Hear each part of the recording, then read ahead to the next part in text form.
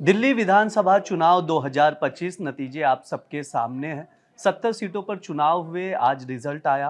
अभी जो अपडेट है उसमें भाजपा 40 सीटों पर जीत चुकी है और 8 सीटों पर आगे चल रही है। वहीं आम आदमी पार्टी की बात करें तो 18 पर जीत हासिल कर ली है और 4 पर आगे चल रही है। बड़े बड़े दिग्गज हार गए, अरविंद केजरीवाल हार गए, मनीष सिसोदिया हार गए, सौरभ भारद्वाज हार गए, हालांकि आतिशी जीत गई। इसके अलावा आपको बात करें तो इस वक्त 27 साल बाद भाजपा वापसी कर रही है दिल्ली में, और जो आम आदमी पार्टी है, अरविंद केजरीवाल की अगुवाई वाली आम आदमी पार्टी को गद्दी खाली करनी पड़ेगी, दिल्ली की सियासी गद्दी खाली करनी पड़ेगी। लेकिन आपदा में अवसर बीजेपी ने कैसे तलाशा, ये हम जानेंगे और समझेंगे। पॉलिटिकल एक्सपर्ट है हमारे साथ शैलेंद्र दुबे। सर, आप इसको बताइए थोड़ा सा, क्योंकि आपदा आपदा जो शब्द है बार बार अरविंद के केजरीवाल के खिलाफ, आम आदमी पार्टी के खिलाफ,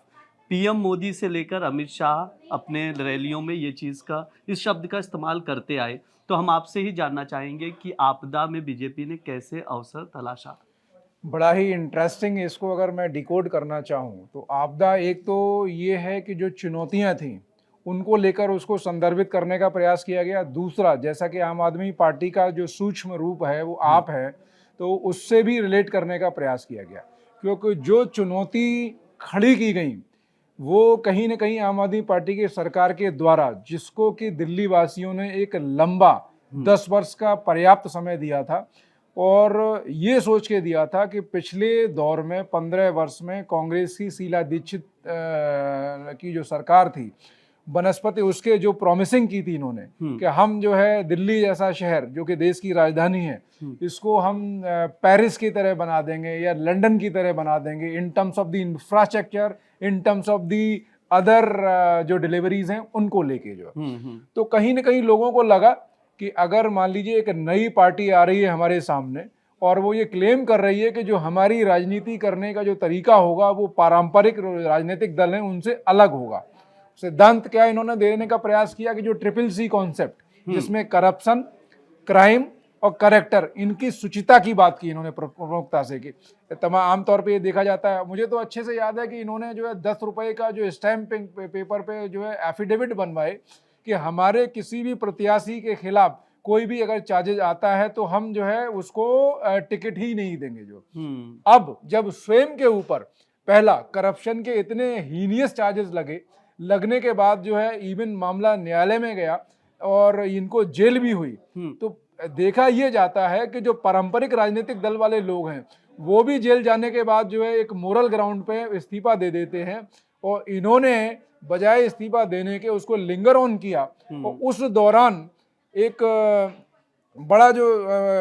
समय गुजरा और उसमें जब दिल्ली वासियों की जो समस्याएं थी, जो तमाम जो प्रशासनिक कार्य थे जो हैम्पर हो रहे थे, मीडिया जगत के बंधु आप जैसे लोग जो है प्रश्न खड़ा कर रहे थे कि भाई ऐसी परिस्थिति जब उत्पन्न हो गई है, कल को कोई संवैधानिक संकट ना पैदा हो जाए, क्यों नहीं आप जो है किसी को वैकल्पिक व्यवस्था देते हैं, दिल्ली वासियों को एटलीस्ट इस तरह की परेशानी तो ना हो। तो इन्होंने बजाय वो वैकल्पिक व्यवस्था देने के पूरा वो समय जो है काटने का प्रयास किया। और जब उच्चतम न्यायालय के द्वारा कंडीशनल बेल इनको दी जाती है, आप श्रीमान बाहर आते हैं और फिर वो जो है जो इन्होंने मूव लिया, जो इनको जाते समय जेल जाने से पहले ही लेना चाहिए था, जो है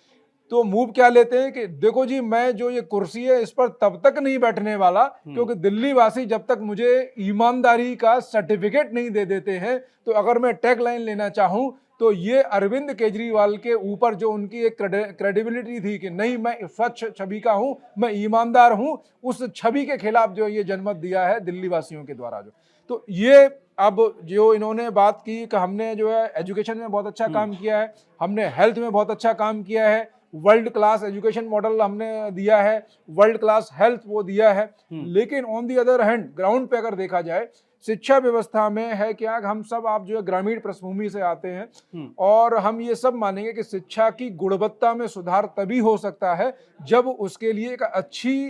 फैकल्टीज उपलब्ध हो। हम देखते ये हैं कि तमाम ऐसे सरकारी स्कूल्स होते हैं जिनमें जो है साइंस के जो है टीचर्स उपलब्ध नहीं होते हैं, वाइस प्रिंसिपल उपलब्ध नहीं होते हैं, प्रिंसिपल उपलब्ध नहीं होते हैं, जो इवन हम ये देखते हैं कि जो 10वीं और 12वीं कक्षा के जो बोर्ड के जो रिजल्ट्स हैं पहले की तुलना में उनमें बराबर जो है डिक्लाइन हमें देखने को मिलता है। और सबसे बड़ा जो सरप्राइजिंगली जो फैक्टर है, हम सब जानते हैं कि सरकारी स्कूलों के अंदर जो बड़ी संख्या में उन परिवारों के बच्चे जाते हैं जो गरीब परिवारों से होते हैं, जो है उनके पढ़ने की प्रवृत्ति तुलनात्मक जो सजग परिवार हैं उनके तुलना में कम होती है। 9वीं और 11वीं में उन परिवारों के बच्चे बड़ी संख्या में फेल होते हैं, ये बजाय उनको एक्स्ट्रा क्लासेस प्रोड्यूस करने के या उनको कोचिंग उपलब्ध कराने के, ये जो सरकार है उनको करस्पॉन्डेंस स्ट्रीम में धकेलती है। उद्देश्य क्या रखती है कि अगर ये गए 10वीं या 12वीं में तो हमारे जो रिजल्ट्स हैं वो हैम्पर करेंगे, तो वो बजाय उसके स्कूल का हिस्सा बने रहने के उनको करस्पॉन्डेंस में आप धकेलते हैं। आपकी जो बदनीयति होती है वो ये होती है कि हमारा बोर्ड के जो रिजल्ट्स हैं वो हैम्पर ना कर जाएं। तो कहीं ना कहीं ये लोग बड़े जो है ना माइन्यूटली ऑब्जर्व कर रहे थे। ऑन दी अदर हैंड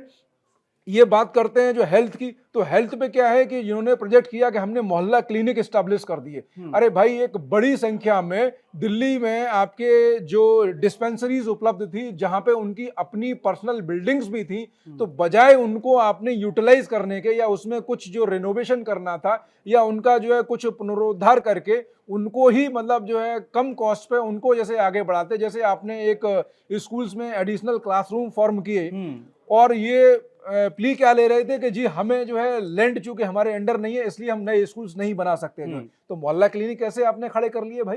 वो लैंड कहाँ से आई आपको? आपने लीजिंग कॉन्सेप्ट पे, चूंकि आपने अपने लोगों को जो है बेनिफिट देने थे जो, तो ये, और अगर ये गैर परंपरागत तरीके से राजनीति कर रहे थे तो इनको तो क्या सोचना था कि आयुष्मान भारत एक जो बड़ी योजना है, देश की व्यापक योजना है, उसके लिए दरवाजे खोलते। तो अभी मान लीजिए एक संख्या में लाभार्थी हैं वो बढ़ जाते हैं जो, तो वो बजाय उसके जो है वो दरवाजा आपने बंद रखा। तो इनके ऊपर जो है, और जो प्रॉमिसिंग थी कि 500 नए स्कूल उसमें से कितने खोले, 20 नए कॉलेज उसमें से कितने खोले, आपने यमुना की सफाई का वादा किया, आपने स्वयं स्वीकार किया कि हम नहीं कर पाए। तो ये तमाम जो ऐसे फैक्टर्स हैं, और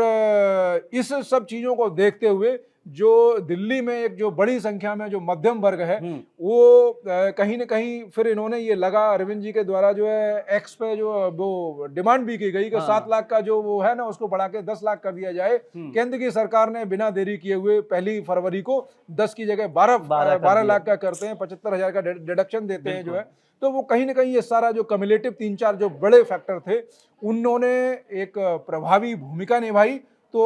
बीजेपी चूंकि जो चुनाव प्रबंधन करती है वो जाहिर सी बात है एक 365 डेज जो है पूरा एक संगठन, नेतृत्व, नीतियां, सब चीजों का एक कंप्लीट पैकेज जो है देने का प्रयास किया। तो इस तरीके से अगर मैं आकलन करना चाहूं तो आपदा में उन्होंने जरूर जो है अवसर जो है देखा और वो उसमें सफल भी हुए। जी शैलेंद्र जी, बहुत अच्छे से आपने दर्शकों को समझाया कि बीजेपी ने कैसे आपदा में अवसर तलाशा है। इसी तरह के वीडियोस देखने के लिए आप लोग जुड़े रहिए दैनिक जागरण के साथ। शुक्रिया।